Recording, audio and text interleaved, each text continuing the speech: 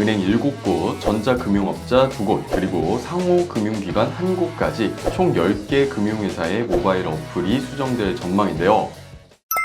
시니어 정보의 모든 것, 걱정마 엄빠 첫째 아들입니다. 혹시 엄빠님들 요새 스마트폰으로 은행 어플 많이 사용하시나요? 정부에서 스마트폰 은행 어플의 수정을 추진합니다. 은행 7곳, 전자금융업자 2곳, 그리고 상호금융기관 1곳까지 총 10개 금융회사의 모바일 어플이 수정될 전망인데요. 엄빠님들이 사용하시는 웬만한 은행의 모바일 어플이 수정되는 것으로 계획이 제출된 상태입니다. 과연 어떤 내용인지, 어떻게 수정이 되는지 내용을 꼼꼼하게 정리해서 전달드려 보겠습니다. 자, 그럼 본격적인 시작 전에 지금 구독, 좋아요 한 번씩 눌러주시고요. 오늘의 걱정마 엄빠 힘차게 출발합니다.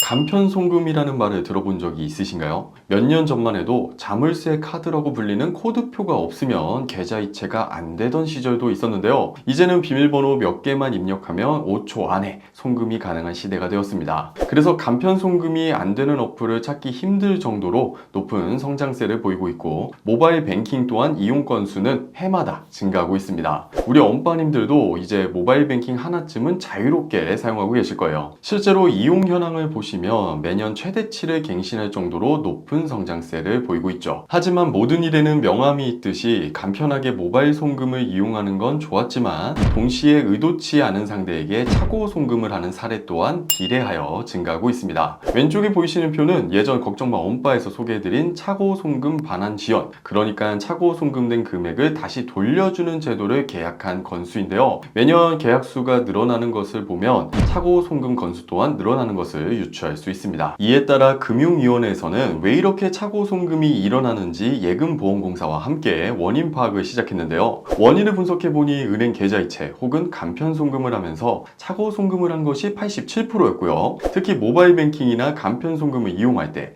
그러니까 스마트폰에 모바일 어플을 사용했을 때 발생한 경우가 64.5%로 반절 이상을 차지하고 있었습니다. 그리고 착오 송금의 유형은 어떤 것들이 있었을까요? 3위는 송금액을 잘못 입력하는 경우들이었어요. 예를 들면 5만원을 이체해야 하는데 0을 한 번 더 눌러서 50만원을 이체하는 경우였죠. 2위는 수취인을 잘못 선택하는 경우인데요. 보통 최근 이체 목록 기능을 많이 사용하실 거예요. 여기서 김원바를 선택해야 하는데 실수로 삐끗해서 위에 있는 박원바를 선택하는 경우죠. 대망의 1위는 무엇이었을까요? 계좌번호를 잘못 입력하는 경우였습니다. 키패드가 잘 보이지 않으시거나 손가락이 무딘 날이 있어요. 그럴 때 계좌번호 중 9를 입력해야 하는데 실수로 위에 있는 6을 입력해서 보내는 경우죠. 이런 분석 결과를 바탕으로 금융위원회와 예금보험공사는 착오 송금의 예방 기능을 더 강화해야 할 필요성이 있다고 절감하고, 모바일 뱅킹과 간편 송금 어플의 착오 송금 예방 기능 구축을 추진하기로 했습니다. 계좌 이체를 크게 3단계로 나눴는데요. 이체 정보를 입력하는 중, 이체 정보를 입력한 후, 그리고 최종 이체를 진행할 때 각각 필요한 예방 기능들을 정리했다고 합니다. 이체 정보를 입력할 때는 보통 계좌번호나 금액 입력 실수가 일어나죠. 그래서 자주 쓰는 계좌를 목록에서 선택하게 하고, 자주 사용하는 금액을 버튼으로 입력하게 하는 기능이 들어갑니다. 이체 정보를 입력한 뒤에는 입력한 계좌의 예금주, 금액 확인 창이 뜨게 하고, 이체 직전에 다시 한번 이체 정보를 재확인하는 창을 뜨게 합니다. 이렇게 하면 제3자나 동명이인에게 실수로 송금하는 부분을 방어할 수 있게 되죠. 마지막으로 최종 이체를 할 때 경고창을 뜨게 하는데요. 최근 송금 이력이 없는 계좌라든지 오늘 같은 사람에게 이체한 내역이 있다는 메시지를 노출하는 이중 입금 알림, 그리고 사기 이용 계좌같이 반환 불가 계좌라는 알림을 표출하는 경고창이 뜰 수 있도록 합니다. 이렇게 되면 중복 이체 같은 부분을 최대한 막을 수 있겠죠. 사실 지금까지 말씀드린 부분은 각 은행마다 각기 다른 방법으로 구현되어 있는 경우도 있고, 어떤 기능은 있는데 또 어떤 기능은 빠져 있는 경우들이 많았어요. 그런데 금융당국에서 이런 모범 기능들을 정리해서 금융회사 10곳에 공유하고 모바일 어플 보안이나 개선 시에 활용하라고 요청을 했다고 하는데요. 그렇기 때문에 이제는 각 은행마다 어느 정도 통일화된 기능들이 구현되지 않을까 싶습니다.